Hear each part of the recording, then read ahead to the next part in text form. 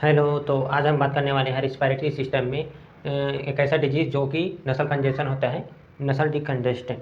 ठीक है, तो इसके बारे में डिस्कस करते हैं कि क्या है नसल डिकंजेस्टेड। मतलब इसमें क्या हो जाता है, नसल को डिकंजेस्ट करते हैं, मतलब कंजेशन हो जाता है उसको ठीक करते हैं। ठीक है, तो इसका डेफिनेशन देखते हैं कि नसल डिकंजेस्टेड क्या होता है। तो these are those drug which use the condition of nasal congestion.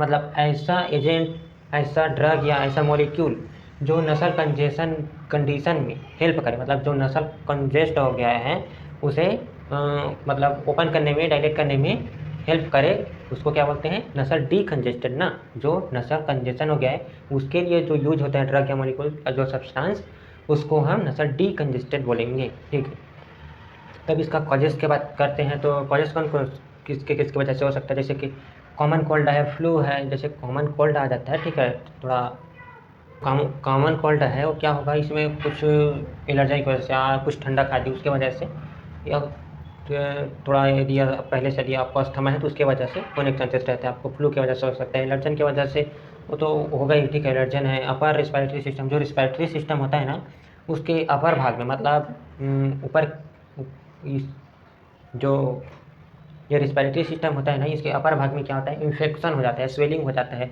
ठीक है, तो उसके वजह से भी नसल कंजेशन हो सकता है। स्मोकिंग करने से वो हो सकता है। ठीक है, इन्वायरमेंटल यदि पॉल्यूशन ख़राब है, यदि पॉल्यूशन हो गया है या डस्ट पार्टिकल की वजह से भी हो सकता है। परफ्यूम, कोई परफ्यूम लगाता है उसको सभी को सूट नहीं करते। ठीक है, तो उसमें क्या होता है, परफ्यूम क्या करता है कि स्किन इरिटेशन भी कॉज कराता है, तो इसके वजह से भी होने के चांसेस रहता है। ठीक है, और भी बहुत सारे हैं। तो इसका सिम्टम देख लेते हैं। जैसे कि निजिंग हो गया, नाक से पानी बहेगा। ठीक है, इसमें डिफ़िकल्ट टू ब्रीथिंग, जैसे सांस लेगा तो अब कंजेशन हो चुका है, तो कंजेशन में क्या होगा, सांस लेने में तकलीफ होगा, क्योंकि ऑक्सीजन कार्बन डाइऑक्साइड को इन्हें एक्सचेंज करने में प्रॉब्लम जाता है। ठीक है, इसमें रनी नोज, नाक से थोड़ा पानी बहने टाइप का हो सकता है। रेडवी आई, मतलब इसमें आँख से भी मतलब थोड़ा रेडनेस आएगा। ठीक है, रेड्यूस सेंस, मतलब जो नाक में कंजेशन हो चुका है तो उसमें तो सेंस कहाँ कर पाएगा, कुछ खुशबू है, कुछ स्मेल है, उसको नहीं ले सकता। ठीक है, इसमें कंजेशन हो जाता है। तो इसका मैकेनिज़्म क्या है, मतलब ये कैसा होता है। ठीक है, ये नाक है तो यहाँ नोज है। इस नोज में क्या होगा, ये पूरा म्यूकस क्या हो गया है, पूरा म्यूकस सीक्रेट होकर यहाँ पर इन्फ्लामेशन हो गया है, स्वेलिंग हो जाता है। ठीक है, यहाँ पर ये माउथ है।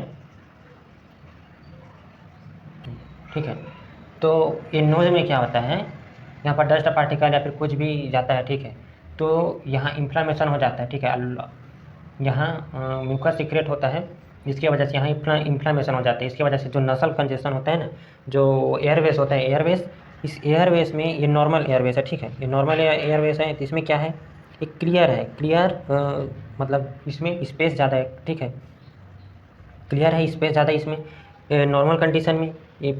ठीक है, और इसमें क्या है, इसमें पूरा म्यूकस डिपॉजिट हो चुका है, म्यूकस भर चुका है इसमें। ठीक है, तो इसमें क्या है, ऑक्सीजन को इनहेल करने में क्या होगा, थोड़ा डिफ़िकल्ट हो जाता है। ठीक है, तो इसमें क्या होगा, म्यूकस पूरा भर चुका है, इसमें कंजेशन हो चुका है, कार्बन डाइऑक्साइड और ऑक्सीजन को एक्सचेंज करने में इसमें दिक्कत जाएगा। तो इसको क्या करना है, हमें ओपनिंग करना है। ठीक है, ये क्या हो गया है ब्लॉकेज हो चुका है। लेकिन ये नॉर्मल में देख सकते हैं एकदम क्लियर है, एकदम साफ़। ठीक है, ये एयरवेज में आसानी से नॉर्मल कंडीशन है, और इसमें क्या है, म्यूकस पूरा भर चुका है इसमें। तो इसमें क्या करते हैं हम, इसके लिए कुछ ड्रग देते हैं, जैसे कि नसल डिकंजेस्टेड। ठीक है, नसल डिकंजेस्टेड मतलब ऐसा ड्रग जो कंजेस्टेड हो चुका है, कंजेशन हो चुका है, उसको डायलेट करने का काम करेगा, साफ़ करने का काम करेगा। ठीक है, तो यहाँ पर क्या होता है, जो नसल डिकंजेस्टेड ड्रग देंगे ना, वो अल्फा रिसेप्टर में, नसल में क्या होगा, अल्फा रिसेप्टर में जाकर बाइंड होगा। बाइंड होने के बाद एक्शन शो करेगा ओसोडाइलेशन के लिए। ओसोडाइलेशन करेगा मतलब इसको साफ़ करने का काम करेगा, डायलेट करेगा। तो क्या होगा, इन्फ्लामेशन कम होगा। यदि ये इन्फ्लामेशन रिड्यूस होगा तो म्यूकस भी कम होगा, जिससे क्या होगा, जो यहाँ पर यदि म्यूकस मतलब वो डिपॉजिट है, यदि ये म्यूकस यदि कम होगा तो ये ओपनिंग होगा। ओपनिंग होने के बाद क्या है, ऑक्सीजन कार्बन डाइऑक्साइड को एक्सचेंज करने में आसानी होगा। इससे क्या होगा, फिर नॉर्मल कंडीशन में आ जाएगा। ठीक है, इसके लिए कुछ ड्रग देते हैं, जैसे कि ओरल एडमिनिस्टर्ड, जैसे कि ओरल, जैसे कि हम इसमें देते हैं स्टमक में, डायरेक्ट ओरली देते हैं हम कोई ड्रग, तो क्या होगा, वो मतलब थोड़ा लंगर टाइम तक ये एक्शन शो करता है, तो टाइम लगता है इसमें। ठीक है, ओरली है, तो इसका एडवर्स इफेक्ट क्या क्या हो सकता है, जैसे कि एडवर्स इफेक्ट है इसका मतलब हेडेक होने के चांसेस रहता है और हाइपरटेंशन भी हो सकता है। इससे ब्रीथिंग जो हार्ट रेट है वो बढ़ सकता है इसमें, ठीक है। सेकेंड है नसल स्प्रे। नसल स्प्रे या नसल ड्रॉप के फॉर्म में भी आता है। तो इसमें जैसे कि ऑक्सीमेथाजोलिन है, ज़ाइलोमेथाजोलिन है, नेप्थाजोलिन है, इस ड्रग को ले सकते हैं हम। ड्रॉप के फॉर्म में आता है और स्प्रे के फॉर्म में भी आता है, ठीक है। तो इसे क्या करते हैं हम डायरेक्ट, हम जो नज़ल है ना, डायरेक्ट नज़ल में हम नोज़ में दे सकते हैं। इसके डायरेक्ट हम देंगे क्या होगा, एक्शन फास्ट काम करता है, ठीक है। इसमें तो इसको हम दे सकते हैं। तो इसका साइड इफ़ेक्ट एडवर्स क्या हो सकता है, तो एडवर्स इफेक्ट इसका देखें नज़ल स्प्रे का, तो इसमें देख सकते हैं कि हम मतलब इसमें भी हाइपरटेंशन होने के चांसेस रहता है।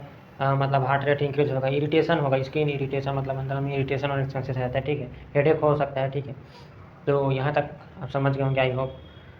Thank you.